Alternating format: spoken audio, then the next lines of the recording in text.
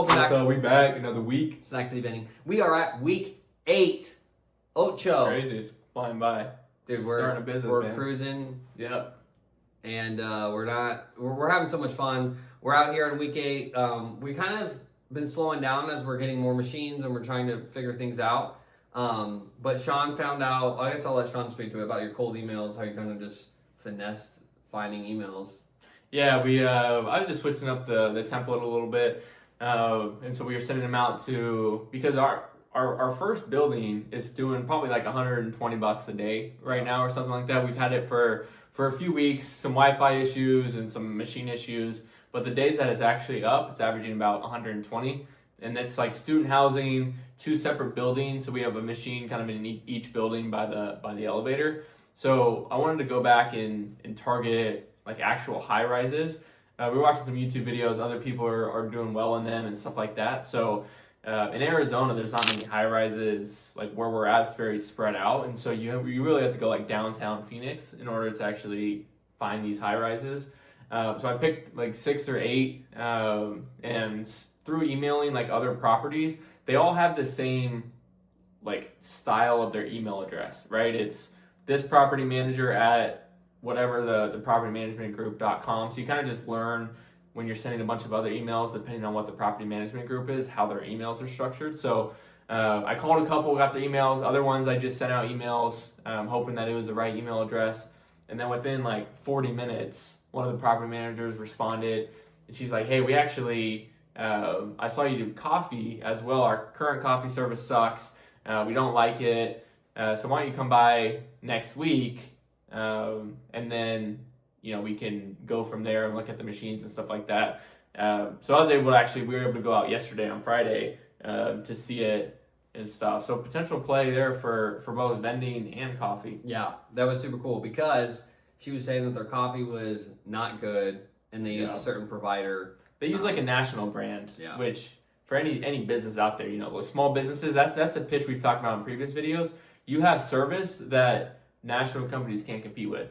Like, we're the owners, you have our cell phone number, just text us or call us and we'll be there to service you. Yeah. Like, you don't need to go through, a bunch of emails or phone calls to try to talk to somebody. Yeah, I'm going to say that's a huge tip is when I first started in the business and we were calling, when people had locations, I got discouraged and I was like, but I still pitch because I'm like, dang, they already have like a vending machine service. Like, this is going to be really hard. I now, after 8 weeks into this business with Sean, would argue that locations that have vending machines are actually better leads than the ones that don't have vending machines. And the reason for that is because they already understand the value of the service. Yep. And so if they're not performing, I think Sean and I have 3 or 4 locations that are already had vending machines, and we just came in and they're like, hey, I want someone locally, I want someone that I can literally call to and you can answer my problem or fix it. And so I would argue that if they have a vending machine, it's actually a better lead than if they don't. So don't get discouraged if they have a vending machine, because there's a ton of companies that aren't servicing it correctly, because like Sean said, they're national, they're way too big, they service it like once a week and they don't have like a cadence to it. So sometimes the machine's out for like a day or two. And so anyways, that's just encouragement that if you're starting this business and you're thinking every single person already has a vending machine, there is opportunity out there, I promise. You just have to keep hitting it. I mean, Sean and I dude, we called like 2 places that were insane places and they just told us, a week ago or 2 weeks ago, we just got a vending machine, we just switched our service. So sometimes it's timing. Yeah, that's the thing too, is like it doesn't hurt reaching out to them, dropping off brochures. Like, we go in person all the time. Because they might have something right now, and honestly, they might be happy with the service, but a month later, a year later, something can switch where they stop servicing or they just want to get something new, more modern in there, and then they still have your brochure. There's been times someone's reached out to us like after, I don't know, like 5 weeks, and I'm like looking through emails, like I don't even remember sending this to the apartment building. But I guess they kept their email and just was curious about learning more. So there's honestly no bad outreach, because you never know when that person is going to reach back out, because their service could change. Yes. Hopefully that's a big play for us, because it was just coffees what they were really interested in. But we were able to tour the property, and where the coffee's at in the lounge, there's also a play for some smart coolers. in there. So we're gonna, hopefully, we're waiting for the contract and stuff to come back, but we'll definitely be doing coffee, and then hopefully we can get a couple machines, a drink and a snack. It is far from us, so having 2 machines out there where we can stock it with more product prevents us from having to go out as much. The Tempe location, we're having to go out almost twice a week at this point because it's a good problem to have. It's a good problem, but it's a lot to drive out. So for Phoenix, we definitely want to just have 2 of those machines so we can, service it every other week or something like that when we do the coffee.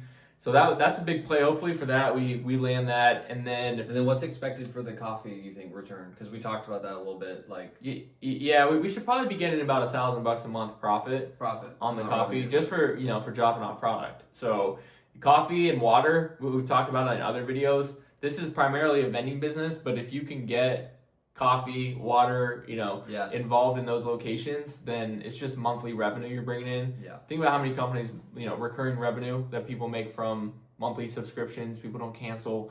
So being able to have that is just massive. It's genius because, like Sean said, we're already there filling out the vending machines. Yeah. And literally all we have to do is drop off coffee product at the exact same time, which takes maybe 5 minutes. Yeah. And like Sean said, $1,000 a month. they were saying that they spend about $2,000 a month on coffee. And obviously, it sounds like we're going to double our profit. Similar to vending machines, we pretty much just double everything.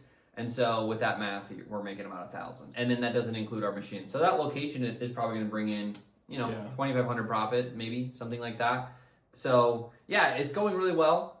We have started, we talked about it in the previous videos, and we are constantly uploading more and more content. So we're super, super stoked about the school community. Obviously, this YouTube channel is just to give as much value as we possibly can and bring you guys on the journey. But this is just like an uncut version as far as Sean and I just going through the business, telling you what we're doing day to day. This school is really going to be broken down into like very digestible pieces. So it's like very organized, I would say, on exactly what you need to do, what you should not be doing, what services. And so we are super excited about the school group. It's going well. We haven't even really marketed it. And we haven't marketed it at all. Not even really. Like, people keep finding it through Facebook, through Instagram. We haven't even started the Instagram dropping videos yet or anything. Probably in the next couple weeks, we're going to start doing that. But yeah, to Jonah's point, like, we've got some videos out there, some modules. Link will be in the description down below. Come join. Everyone's there to learn, grow from each other. We answer questions all the time. We're super active in it. So yeah, if you have any questions about vending or just curious to get started, or you're already started and you're doing other vending products and stuff like that, and curious to learn, come hang out with us. We'll be super excited to have you. Yeah, we're excited. All right, that's it for week 8. We'll see you guys on week 9. Peace.